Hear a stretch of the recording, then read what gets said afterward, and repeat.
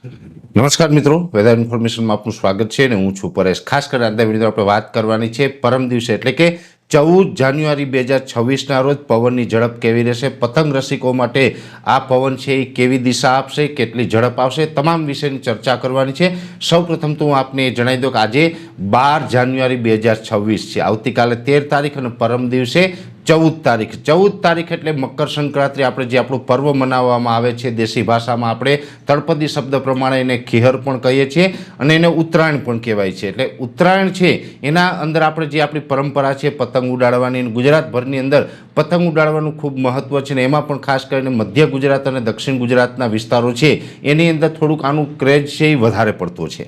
હવે આમ જોવા જઈએ તો દર વર્ષે ઉત્તરાયણના દિવસે પવનની દિશા અને ગતિ છે એ અમુક વિસ્તારમાં સપોર્ટ આપે છે, અમુક વિસ્તારમાં નથી આપતી અને ઘણી વખત ઘણા મિત્રો છે પવનને લઈને ચિંતિત હોય છે। આ વર્ષની વાત કરવા જઈએ તો આ વર્ષે પવનની જે દિશા અને ગતિ છે એ ચોંકાવનારા રહેવાના છે। ચોંકાવનારા એટલા માટે રહેવાના છે કે દિવસભર પવનની જે દિશા છે એ મોટા ભાગે એટલે કે ગુજરાતના 95% વિસ્તારની અંદર ઉત્તરના જ પવનો રહેવાના છે। મોટા ભાગે ઘણી વખત એવું બનતું હોય છે કે પવન અત્યારે આપણે શિયાળુ પવન ઉત્તરના હોય પણ ઉત્તરાયણને દિવસે જે પવન છે એ ઘણી વખત ઉત્તર પશ્ચિમ અથવા તો પૂર્વના થઈ જાય છે, પૂર્વ દક્ષિણના થઈ જાય છે, અલગ અલગ દિશાના જે પવન હોય છે। પણ આ વખતે 95% વિસ્તારની અંદર પવનની દિશા છે ઉત્તર તરફની રહેવાની છે, એટલે કે કોઈ પોતાની પતંગ ચગાવે છે તો એ પતંગ છે એની દક્ષિણ દિશા તરફ જઈ શકે છે। એમાં મોટા ભાગના વિસ્તાર 5% વિસ્તાર એવા હશે જે આપણે જે કહી શકાય કે કચ્છના પશ્ચિમ ભાગો છે, એટલે કે જે નલિયા છે, અબડાસા તાલુકો છે, લખપત સાઈડના વિસ્તાર છે, માતાના મઢ સાઈડના વિસ્તારો છે, ખાવડાના વિસ્તાર છે, એ વિસ્તારોમાં કદાચ ઉત્તર પશ્ચિમના પવન જોવા મળે, બાકીના મોટા ભાગના વિસ્તારની અંદર ઉત્તર દિશાના પવનો જોવા મળે તેવી શક્યતાઓ છે। એટલે પવનની દિશા છે મોટા ભાગે ગુજરાતના લગભગ સેન્ટરો હોય, પછીમાં સૌરાષ્ટ્રના વિસ્તારો હોય, ઉત્તર ગુજરાત હોય, મધ્ય ગુજરાત હોય કે દક્ષિણ ગુજરાત હોય, તમામ વિસ્તારોની અંદર ઉત્તરના પવનો રહેવાના છે। કચ્છમાં પણ આમ તો જે ભુજ, ભચાઉ હોય, નલિયાથી જે આગળના પૂર્વના વિસ્તારો છે, ભુજ, ભચાઉ, નખત્રાણા છે અથવા તો જે આ રાપર વિસ્તાર છે, વાગડ વિસ્તાર છે, એ તમામ વિસ્તારોની અંદર ઉત્તરના પવનો રહી શકે છે। ખાસ કરીને મહત્વનું એ છે દર વર્ષે પવનની ઝડપ છે એ ક્યારેક સવાર સુધી ઓછી હોય, બપોર પછી વધી જાય તો પણ અતિ પવન ફૂંકાતા હોય, પણ આ વર્ષે કાંઈક અલગ થવાનું છે। અલગ એ થવાનું છે કે પવનની ઝડપ છે એકદમ નોર્મલ રહેવાની છે। નોર્મલ એટલે કે 7 કિલોમીટર મિનિમમ, ઓછામાં ઓછી 7 કિલોમીટર પ્રતિ કલાકની ઝડપથી લઈ અને વધારેમાં વધારે 12 થી 13 કિલોમીટરની ઝડપે પવન ચાલે તેવી શક્યતાઓ છે। એટલે પવનની ઝડપ ઘણી ઓછી રહેશે। પવનની ઝડપ ઓછી રહેશે તો પતંગ રસિકોને શું ફરક પડશે એ પતંગ રસિકો સમજી શકે છે, પણ એટલું ચોક્કસ છે કે દર વર્ષ કરતાં પવનની ઝડપ છે ઘણી બધી ઓછી રહેવાની છે, જેની દરેક મિત્રોએ નોંધ લેવી। પવનની ઝડપ છે એ 7 થી લઈને 12-13 કિલોમીટર પ્રતિ કલાકની ઝડપે પવન ચાલે તેવી શક્યતાઓ છે અને મોટાભાગે ઉત્તરના પવનો રહેશે।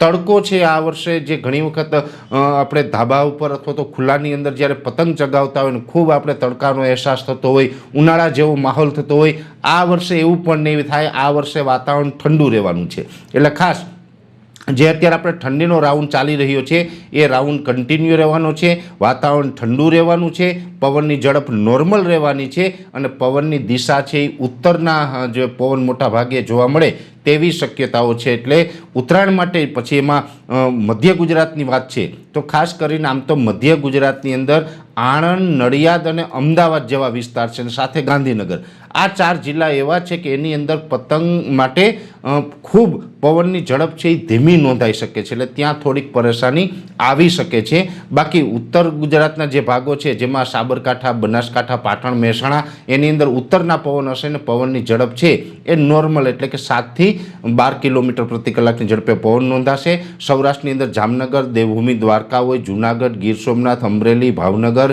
રાજકોટ, સુરેન્દ્રનગર, મોરબી, આ તમામ વિસ્તારોની અંદર પણ પવનની ઝડપ છે એ લગભગ 8 થી 10 કિલોમીટર જોવા મળશે। અમુક વિસ્તારની અંદર 12 કિલોમીટરની ઝડપ જોવા મળશે અને આ વિસ્તારની અંદર પવનની ઝડપ છે એની સાથે સાથે દિશા છે એ ઉત્તરની રહેવાની છે, એટલે ત્યાં પણ પતંગ માટે આમ તો અનુકૂળ હવામાન રહેવાનું છે। દક્ષિણ ગુજરાતના મોટા ભાગના વિસ્તાર હશે, ભરૂચ, અંકલેશ્વર, રાજપીપળા હોય અથવા તો સુરત, વલસાડ, વાપી, નવસારી, બારડોલી, બિલીમોરા, ડાંગ, આ તમામ વિસ્તારની અંદર મોટા ભાગે ઉત્તરના પવન રહેશે। કોઈ જગ્યાએ ક્ષણિક ક્ષણિક માટે એટલે કે અડધો કલાક માટે કદાચ પવનની દિશા થોડીક બદલાઈ શકે, બાકી ઉત્તરના પવન રહેવાના છે અને પવનની ઝડપ નોર્મલ રહેવાની છે. એવી જ રીતે વડોદરા હોય અથવા તો દાહોદ, ગોધરા, છોટાઉદેપુર, મહીસાગર, અરવલ્લી જિલ્લો છે, એ તમામ વિસ્તારની અંદર પણ પવન છે ખૂબ સારો એવો સપોર્ટ આપશે.